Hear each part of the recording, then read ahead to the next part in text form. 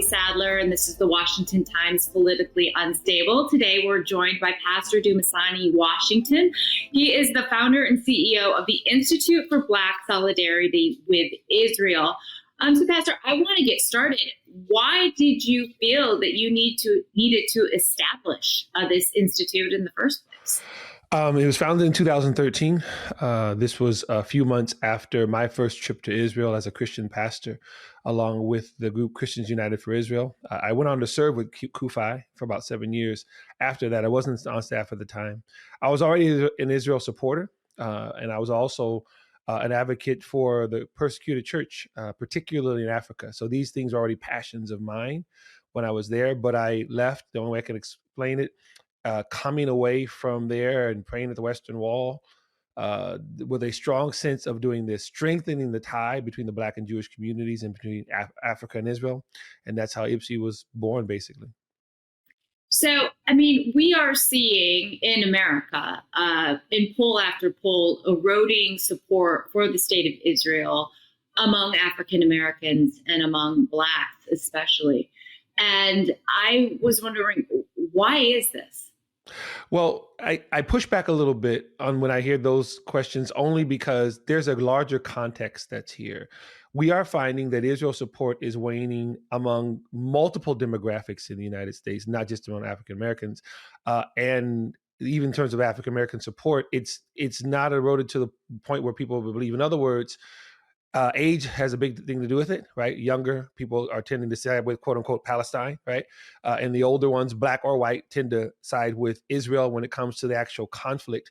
So we look at it in that context. Of course, our main focus is the African American community. So we have those conversations in depth. I've written a book about Zionism in the Black church and those types of things. And I can tell your listeners that when we have the conversations, much of it, it's complex, it's broad, but in our short time here, much of it has to do with messaging.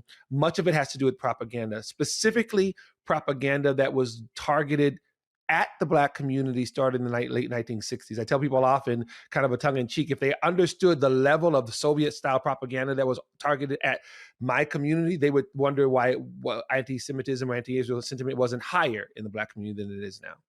Can you go in on that? 100%. The 1960s, the propaganda, by whom? For what purpose? Absolutely. Great question, right? Many people don't know this. The main perpetrator of it was the KGB formed Palestine Liberation Organization. For the people who think this is a wild conspiracy theory, we have KGB agents who have defected, who said that the PLO was formed in the Soviet Union, right? And this was actually their first chairman, or the chairman that was elected, I should say, or chosen in 1969 was Yasser Arafat. And his goal, his specific target was, more than anything else, Black leaders, whether African or Black American. And the purpose of this was to sell the Palestinian Liberation Organization's genocidal goal, because there was no other goal other than destroying Israel. Sell that as a civil rights or a human rights issue, and no better way to do that than to exploit Black American leaders who actually represent the fight for civil rights. This was always the plan. Of course, 60 years later, we see it unfold on our college campuses. And for the people to understand the racial implications of this, the focus was not the Black community. It was to use the Black community, because we see the campuses, for example, that are most on fire are predominantly white campuses, not the Black campuses. Why? Because the whole goal was to sell the Palestine Liberation Organization as a freedom fighting force, which is why many young people think that Hamas are freedom fighters. I think that, it's so interesting because it's been going on for so long. Yes. And the roots in the 1960s with the PLO and the foresight to take that propaganda and ship it overseas, especially here in America. Can you speak of like some of the propaganda? I know that it was packaged as a civil rights movement, but how entrenched and how in depth was it in targeting the Black community? It was very, very elaborate, very, very in depth, and they had a long-term goal, right? I call it diabolical genius, because they stuck with their goal. Their goal and their purpose in the mechanism was, again, choose Black leaders. At first, it was civil rights leaders. And this is very key, too. Again, I'm not pushing my book with Zionism in the Black church. I explain all of this in that book. Dr. King was notably, famously pro-Israel. and he was the iconic leader of the civil rights movement. He gets assassinated in 68, and Yasser Arafat comes to power in 69, and he immediately begins to reach out to Dr. King's former proteges, right? That's what his actual goal is. You'll see him Photoshop the photos with Jesse Jackson and other ones of Dr. King's inner circle. And part of the goal was to say to everyone else, hey, these guys represent fighting for freedom, so do I. You fast forward all the way to the 90s, one of the greatest hip-hop groups of all time, Wu-Tang Clan. PLO had so embedded itself in the Black community. Wu-Tang wrote a song called PLO Style, right? This was a hit song of a hip hop group, and they weren't really breaking down the Middle East issue, but they have been told so many times. The writer of the song is, I believe it was Method Man. He talked about how the fact there was a PLO store near his house in Brooklyn, right? Here is a propaganda store in the middle of a Black neighborhood in New York. Why? Because the mindset was we wanted to position ourselves as a liberating fighting force. The same thing with Black Lives Matter. It starts off protesting police brutality, and the next thing you know, from Ferguson to Palestine, what in the world does Ferguson have to do with Gaza? Nothing, but that was already a decades-long propaganda tour that's been going on for a long time, which is why people are kind of amazed that it's so old, but it's been so effective. And it's deeply rooted within Black culture. You just brought up the Wu-Tang Clan having a song about it, but I mean, we saw kind of the fray between the Black community and, the pro-Palestine movement. I mean, the entrenchment there, but the anti-Israel sentiment, anti-Semite sentiment, come out with cultural icons like Kanye West, for example. Is it more of a reflection on just identifying as an African American, a Black person, knowing this is a part of your culture, but not actually thinking about what you're saying, or like I do deeply support, the Palestinian movement or Hamas or whatever it is, and not understanding the history within the Middle East? There's a double motion happening here that people have to be aware of. From the late 60s, when it kind of got ramped up till now, the effectiveness of the plan was always based on propaganda.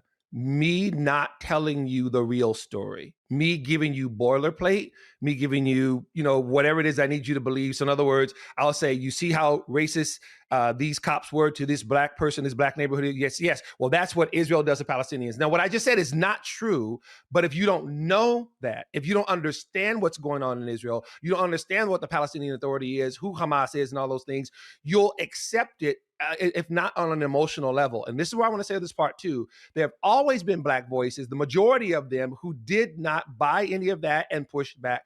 Part of the inspiration of our organization was from an organization in 1975 called BASIC, Black Americans to Support Israel Committee, founded by Dr. King's family members and former friends, Bayard Rustin, A. Philip Randolph, Martin Luther King Sr. was actually in it, Coretta Scott King, his wife. These are all members, some of the most prominent members of the African-American community joined this pro-Israel organization to push back on what they knew was a co-opting of our voices. That has always been the case.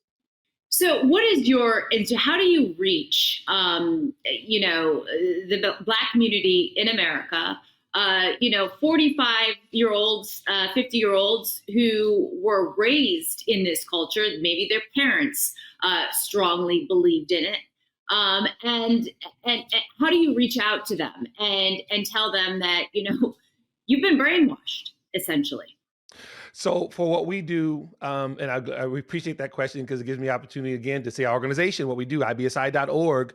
Among the things that we do, we have events in the community. One of them is called the Forum on Israel, Africa, and Black America. We do it online, but we also do it physically in the community. Matter of fact, we'll be in Atlanta in August, right?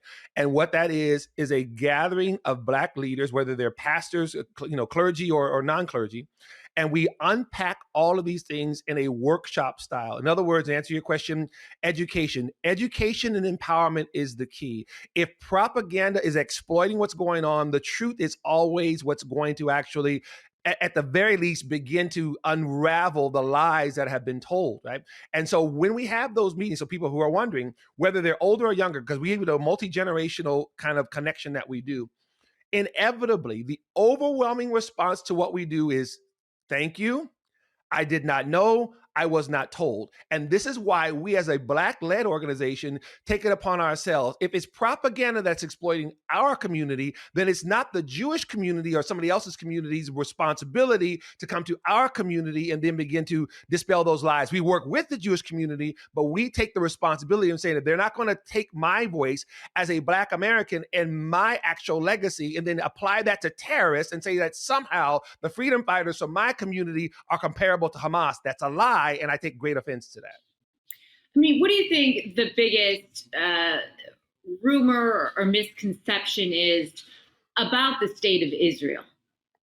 That it's an apartheid state, that it's a racist regime. All of those things are not only lies, they are bald-faced lies. It is the most pluralistic, free nation in that region. And not only that, especially in terms of Black people, we tell them that in those same regions, there are hundreds of thousands, if not millions of slaves, Sudan, Qatar, Saudi Arabia, Libya, all over the region, which is part of the trans-Saharan slave trade. Not only is it a lie that Israel is some sort of racist regime where there's like some 9 million people, Jews from like 100-something different countries, Ethiopia, Nigeria, Guatemala, you name it, right? From all over the world, from Europe, from Africa, from Asia.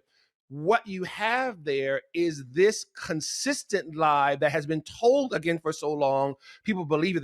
They think Zionism is racism. They think Israelis are racist. And what I found over and over again, and we also bring people to Israel as well, they are blown away. You walk around, one of the first things you see, Black Jews, white Jews, Asian Jews, Hispanic, you see it all over the country. And then you recognize the lies that you've been told about what this place actually is. Yeah, and a lot of times Israel runs missions into Africa, into repressed countries that are run by cruel dictators and rescues, Yes.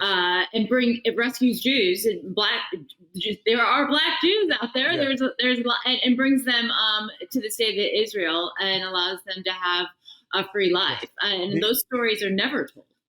The Ethiopian Israeli community is a little less than 200,000 strong, not to mention the fact that over 50% of Israelis' Jews population are what we call Mizrahi, from Libya, from Yemen, from Algeria, right? So again, this is not, are there white? Yes, there's white Jews, Black Jews. People don't understand that. That's the main thing they don't understand, and that somehow Israel is racist and white, all of those things. This is the key, part of the key to unraveling, because what happens when people are actually shown the truth, one of the first questions they ask, to the point that you're asking, is why? Why was I told the opposite? Why? And not only why was I told the opposite, who's telling me that? Some of the same people who know that Africans are being enslaved in the same region, but don't want you to know that.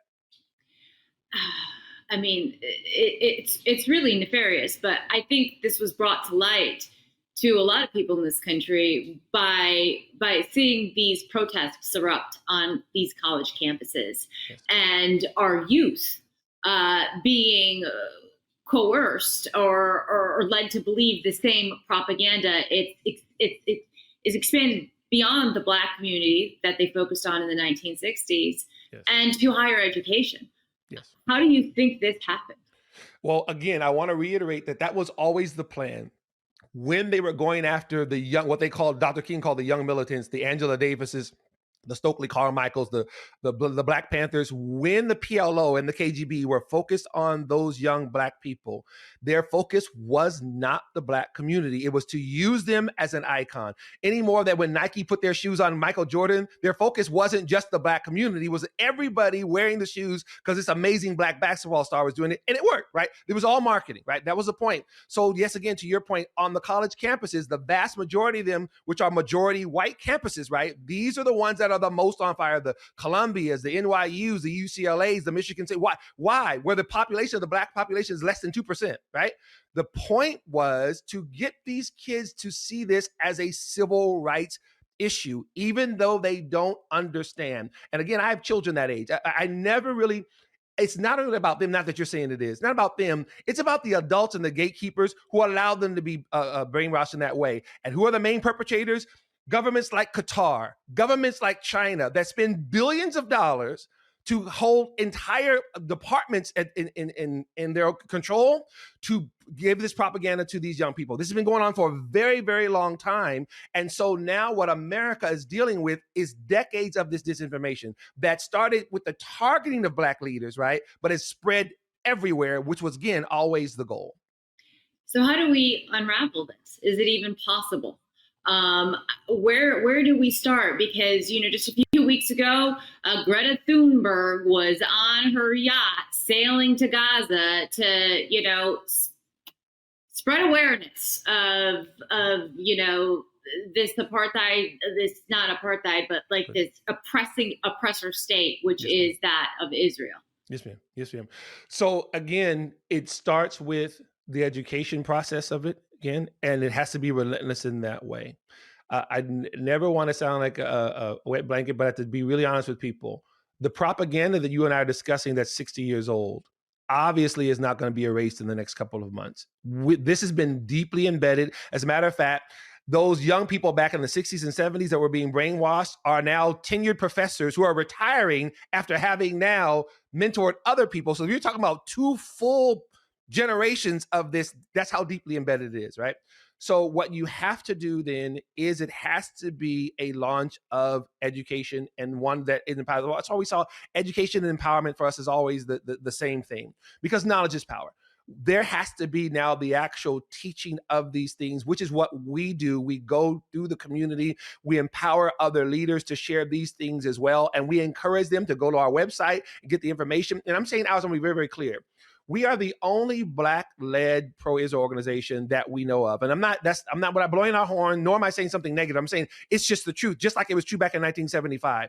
And one of the reasons, again, why we exist is because we discuss these issues as they particularly intersect with the Black community, not to make it a divisive issue, but to explain to people, here is the history, here is how this thing whole unplayed. In my book, I talk about why the Negro spirituals were all set in the Old Testament, almost all of them, and why that spiritual Zionism really informed Black attitudes much later after that as well, why those things are so important. So when we have found, I'll say this again, when we've had these events and we've had these conversations with Black leaders, it is overwhelmingly, thank you, I did not know. It empowers them, and it's almost like it inoculates them, right, from the stuff that they'll hear. And I've heard this before. Pastor Dumisani, we were watching XYZ on the news, but I remembered what we actually talked about. And now I look at it more critically. Now I ask different types of questions.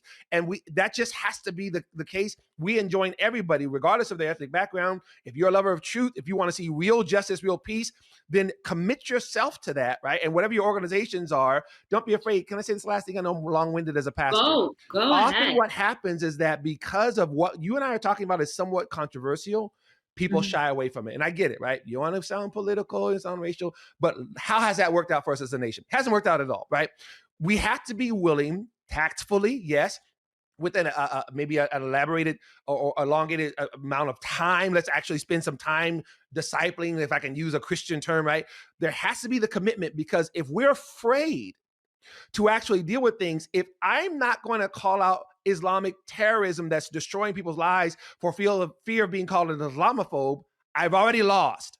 No, I'm not coming against Muslims. I'm coming against this jihadist mentality that's destroying people's lives while blaming Israel for being an apartheid state, right? This is what we found, that often, and that further answers your question, because those things aren't dealt with, you'd be surprised, because they're not talked about. Qatar spending money, this jihadist mentality, because it sounds unseemly, people, even within the pro-Israel space, leave it alone. And they do stuff like, oh, Israel has the best cherry tomatoes and blah, blah. Great, wonderful, that's wonderful. However, that's not why Jewish kids are being attacked on our college campuses because of cherry tomatoes. They're being attacked because people are being told that there are people are full of genocide and they're committing genocide against Palestinians, that they hate Africans. None of those things are true, but these children now are being, students and faculty and their allies are being attacked on our campuses as if this is Beirut. This is completely uncalled for.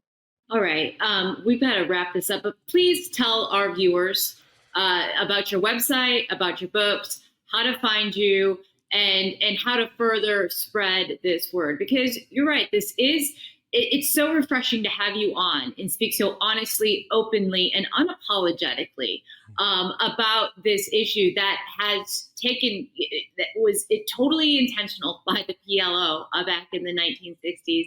And I think people are just now kind of waking up to it. So how do they get in touch with you? How do they get to know more and go deeper on these issues? please go to our website, ibsi.org. We try to make it like a one-stop. They can just kind of go to ibsi.org. That stands for Institute for Black Solidarity with Israel. On there, they'll find our articles, which is Africa Israel Weekly, our Substack. We write about these things. They'll find different videos.